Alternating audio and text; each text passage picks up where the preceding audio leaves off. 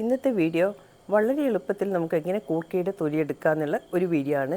ഇതിലും എളുപ്പത്തിൽ ആർക്കും കൂർക്കയുടെ തൊലി എടുക്കാൻ പറ്റുമെന്ന് എനിക്ക് തോന്നുന്നില്ല കേട്ടോ. അത്ര ഈസിയാണ് ഇത്. എനിക്ക് എൻ്റെ ഒരു ഫ്രണ്ട് പറഞ്ഞു തന്നതാണ്. 3 തരത്തിൽ ഞാനിവിടെ കൂർക്കയുടെ തൊലി എടുത്ത് നിങ്ങൾ കാണിച്ചു തരുന്നുണ്ട്. അത് കഴിഞ്ഞ് കൂർക്ക കൊണ്ട് ഞാൻ ഉണ്ടാക്കുന്ന ഒരു റെസിപ്പിയും കൂടി കാണിക്കുന്നുണ്ട്. അപ്പോൾ കൂർക്കയുടെ തൊലികളെ നമുക്ക് ആദ്യമായിട്ട് വേണ്ടത് ഇതുപോലെയുള്ള ഒരു കോട്ടൺ ബാഗാണ് കേട്ടോ. നമ്മൾ സാധനങ്ങളൊക്കെ വാങ്ങിക്കുമ്പോൾ കിട്ടുന്നില്ലേ, ആ ബാഗാണ് ഇത് എടുത്തിട്ട്. ഇതില്ലാന്നുണ്ടെങ്കിൽ വെറും കോട്ടൺ തുണി ആയാലും മതി. പ്ലാസ്റ്റിക് ബാഗ് ഒരിക്കലും ഉപയോഗിക്കരുത്.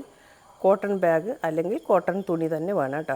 അപ്പോൾ ഇതിലേക്ക് ഞാൻ കൂർക്ക മുഴുവനായി ഇട്ട് കൊടുത്തിട്ടുണ്ട്. ഇനി നമുക്കിതൊന്ന് കെട്ടിക്കൊടുക്കണം. ഇത് കുറേ അധികം കൂർക്ക ഉണ്ടാകുമ്പോഴാണ് നമുക്ക് ഇതുപോലെ ചെയ്യുന്നത് വളരെ ഉപകാരപ്രദമായിട്ട് തോന്നുന്നുള്ളത്. എൻ്റെ അടുത്ത് ഇപ്പോൾ കുറച്ച് കൂർക്കയുള്ളൂ നിങ്ങൾക്ക് കാണിച്ചു തരാൻ വേണ്ടിയിട്ട്. അപ്പോൾ നമുക്ക് തലേ ദിവസം കൂർക്ക വെള്ളത്തിലിടാൻ മറന്നു പോയാലും നമ്മൾ വാങ്ങിക്കൊണ്ട് വന്ന ഉടനെ നമുക്ക് ചെയ്യണമെങ്കിലും ഇത് വളരെ എളുപ്പമാണ് കേട്ടോ. ഇനിയിപ്പോൾ ഞാൻ നമ്മുടെ വാഷിംഗ് മെഷീനിലേക്ക് ഇട്ട് കൊടുത്തിട്ടുണ്ട്. ഇനിയിപ്പോൾ ഇത് ചെയ്യേണ്ടത് വാഷിംഗ് മെഷീനിൽ നമ്മൾ സെറ്റ് ചെയ്യുന്നുണ്ട്. ഞാനിത് മിനിമത്തിലാണ് കേട്ടോ സെറ്റ് ചെയ്ത് വെച്ചിട്ടുള്ളത്.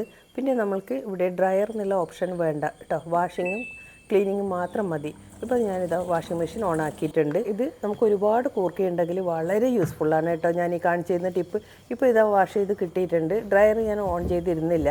ഇപ്പോൾ നമുക്കിത് പാത്രത്തിലേക്ക് ഇട്ട് കൊടുക്കുന്നുണ്ട്. നിങ്ങൾ നോക്കിക്കോളൂ എത്രമാത്രം ക്ലീൻ ആയിട്ടുണ്ടെന്ന് കാണിച്ചു തരാം. ഇത് കോട്ടൺ ബാഗ് വേണമെന്ന് പറയുന്നത്, അല്ലെങ്കിൽ ഈ തൊലിയൊക്കെ നമ്മുടെ വാഷിംഗ് മെഷീനിൽ വീണ് അതിൻ്റെ നെറ്റൊക്കെ കേടാവും. അതുകൊണ്ടാണ് ഈ ബാഗ് വേണം, അല്ലെങ്കിൽ ഒരു കോട്ടൺ ക്ലോത്തിലെങ്കിലും കെട്ടിക്കൊടുക്കണം എന്ന് പറയുന്നത്. ഇപ്പോൾ നിങ്ങൾ നോക്കൂ, കൂർക്കയുടെ തൊലിയൊക്കെ പോയിട്ടുണ്ട്. കണ്ട തൊലിയും എല്ലാം വേറെ വേറെ ആയിട്ടുണ്ട്. ഇപ്പോൾ നമുക്ക് ഒരുപാട് കൂർക്കകളുണ്ടെങ്കിൽ അത്ര വളരെ പെട്ടെന്ന് തന്നെ നമുക്കിത് ഉണ്ടാക്കിയെടുക്കാം. ഞാൻ ഈ കൂർക്ക എന്നിട്ട് വെള്ളത്തിലേക്ക് ഇട്ടു. എന്നിട്ട് കഴുകിയെടുക്കുമ്പോൾ തൊലിയൊക്കെ വേറെയായി, കൂർക്ക മാത്രം നമുക്ക് വേറെ കിട്ടിയിട്ടുണ്ട്. ഞാൻ ആദ്യം കഴുകിയിട്ടൊന്നും ആയിരുന്നില്ല കേട്ടോ ഇട്ട് കൊടുത്ത്. ഇനി നമുക്കിത് വൃത്തിയിൽ കഴുകിയെടുക്കാം. പിന്നെ രണ്ടാമത് എന്തെന്നാണ് വേണ്ടത് വെച്ചാൽ, നമ്മൾ വെള്ളത്തിലാത്ത കൂർക്കയുണ്ടെങ്കിൽ നമുക്ക് ഇതുപോലെ ഒരു ഗ്രേറ്ററിൽ വെച്ചിട്ട് ഇതുപോലെ ക്ലീൻ ചെയ്തെടുക്കാം. പക്ഷേ ഇത് നമുക്ക് ഒരുപാട് കൂർക്കയിലുണ്ടെങ്കിൽ കുറേ പ്രയാസമായിരിക്കും. എത്ര സമയം നമ്മളിത് ഗ്രേറ്റ് ചെയ്തെടുക്കണം. പിന്നെ വേറൊരു ടിപ്പ് എന്ന് വെച്ചാൽ, ഈ കൂർക്കയിലേക്ക് നല്ല തിളച്ച വെള്ളം ഒഴിച്ചു കൊടുക്കുക. അത് കുറച്ച് ഒരു അരമണിക്കൂറിന് ശേഷം നമുക്ക് തൊലി മാറ്റിയെടുക്കാം. പക്ഷേ ഇത് എനിക്ക് അത്ര ഒരു പെട്ടെന്ന് ചെയ്ത് കിട്ടുന്ന പോലെ എനിക്ക് തോന്നിയിട്ടില്ല. ഇതിലും കൂടുതൽ എളുപ്പത്തിൽ ചെയ്യുന്ന വേറൊന്നുണ്ട്, അത് ഞാൻ കാണിച്ചു തരാം. ഇതാണെങ്കിൽ നമ്മളിതുപോലെ എടുത്തിട്ട് ഒന്ന് കൈ കൊണ്ടോ അല്ലെങ്കിൽ ഒരു കത്തി വെച്ചോ ചെയ്തു കൊടുക്കണം. നമ്മൾ തലേ ദിവസം വെള്ളത്തിൽ കുതിർത്ത് വെച്ചാലും. ഇപ്പോൾ വേറൊരു ടിപ്പ് കാണിച്ചു തരാം. ഈ കുക്കറിലേക്ക് കൂർക്കയൊക്കെ ഇതുപോലെ ഇട്ട് കൊടുക്കുന്നുണ്ട്. ഈ ഒരു ടിപ്പ് എന്ന് പറഞ്ഞാൽ നമുക്ക് ഈ രണ്ടാമത് കൂർക്ക വേവിക്കേണ്ടതും കൂടി ആവശ്യമില്ല കേട്ടോ. അത്ര യൂസ്ഫുള്ളാണ് ഈ ടിപ്പ്. ഇതുപോലെയാണ് ഞാൻ സ്ഥിരം ചെയ്യാറ്. ഇനി ഇതിലേക്ക് കുറച്ച് വെള്ളം ഒഴിച്ചു കൊടുക്കാം. ഞാനിവിടെ 1/2 ഗ്ലാസ് വെള്ളം മാത്രമേ ഒഴിച്ചു കൊടുക്കുന്നുള്ളൂ. നമ്മളിത് അടിക്ക് പിടിക്കാതിരിക്കാനുള്ള വെള്ളം അത്രേ വേണ്ടു കേട്ടോ. കുറച്ച് മാത്രം മതി. ഇനി ഇത് മൂടി വെച്ച് നമ്മൾ ഇതിൻ്റെ വിസിൽ വെച്ചിട്ട് ഒന്ന് ഫ്ലെയിം ഓൺ ചെയ്യണം. അറിയാത്ത കൂട്ടുകാർക്ക് ഞാൻ പറഞ്ഞുതരാം. കുറച്ച് ഇതിൽ നിന്ന് കൂർക്ക എടുത്തിട്ട് നമ്മളൊരു ഗ്രോ ബാഗിൽ നട്ടാൽ മതി കേട്ടോ. നമ്മുടെ വീട്ടാവശ്യത്തിലേക്കുള്ളത് കിട്ടും. ഇപ്പോൾ ഇത് വിസിൽ വരാൻ പാടില്ല, ഇതുപോലെ വന്നാൽ മതി. ആ ഒരൊച്ച വരുമ്പോൾ തന്നെ നമ്മൾ ഓഫ് ചെയ്ത് പെട്ടെന്ന് തന്നെ പൈപ്പിൻ്റെ അടിയിൽ വെക്കണം കേട്ടോ. ഒരിക്കലും വിസിൽ ആവി പോകാൻ നിൽക്കരുത്. തണുത്തതിന് ശേഷം ഞാനിത് ഒരു പാത്രത്തിലേക്ക് മാറ്റിയിട്ടുണ്ട്. അപ്പോൾ പ്രത്യേകം നിങ്ങൾ ശ്രദ്ധിക്കണം, വിസിൽ വരരുത്. പിന്നെ വിസിൽ വന്നാൽ ആവി പോകാൻ കാത്തുക. ഇപ്പോൾ നിങ്ങൾ നോക്കും ഞാൻ കളയുന്നത് എത്ര പെട്ടെന്നാണ്. നമുക്കൊരു കൈ കൊണ്ട് ഒന്ന് ഉരസി കൊടുത്താൽ മാത്രം മതി കേട്ടോ. പെട്ടെന്ന് തന്നെ കിട്ടുക.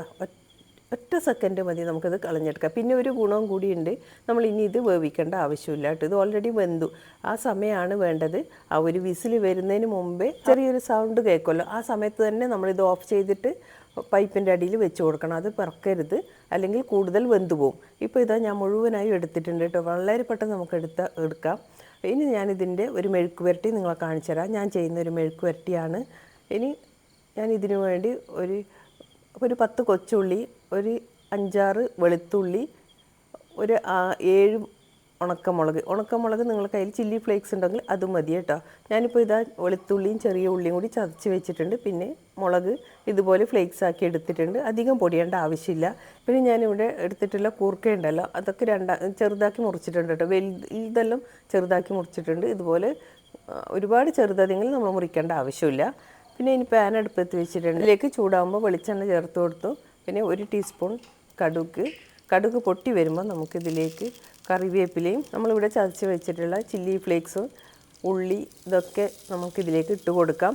അതൊന്ന് ഈ വെളിച്ചെണ്ണയിൽ ഒന്ന് വാട്ടിയെടുക്കണം. നല്ലൊരു മണം വരുന്ന സമയത്ത് നമുക്കിതിലേക്ക് കൂർക്ക ചേർത്ത് കൊടുക്കാം. കൂർക്കയിൽ നമ്മൾ വേവിക്കുന്ന സമയത്ത് എനിക്ക് പറയാൻ വിട്ടുപോയി, ഞാൻ ഉപ്പ് ചേർത്തിരുന്നു കേട്ടോ.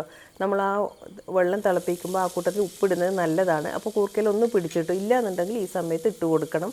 ഞാൻ കുറച്ച് കൂർക്കയിൽ ഇപ്പോൾ ഉപ്പിട്ട് കൊടുത്തിട്ടുണ്ട്. കൂർക്കയിൽ ഉപ്പ് കുറവെന്ന് തോന്നി എനിക്ക്. അതുകൊണ്ട് ഞാനിത് ഈ സമയത്ത് കുറച്ചും കൂടി ഉപ്പിട്ട് കൊടുക്കുന്നുണ്ട് കേട്ടോ. ഇനിയിപ്പോൾ ഒന്ന് ഇത് മൂടി വെക്കാം, ലോ ഫ്ലെയിമിൽ ഒന്ന് മൂടി വെക്കാം. അപ്പം എല്ലാം ഉപ്പും ഈ മസാലകളൊക്കെ ഇതിൽ പിടിച്ചിട്ടുണ്ടാവും. ഇനിയിപ്പോൾ ഇതൊന്ന് ഇതുപോലെ ചിക്കി നമ്മൾക്ക് എടുക്കാം.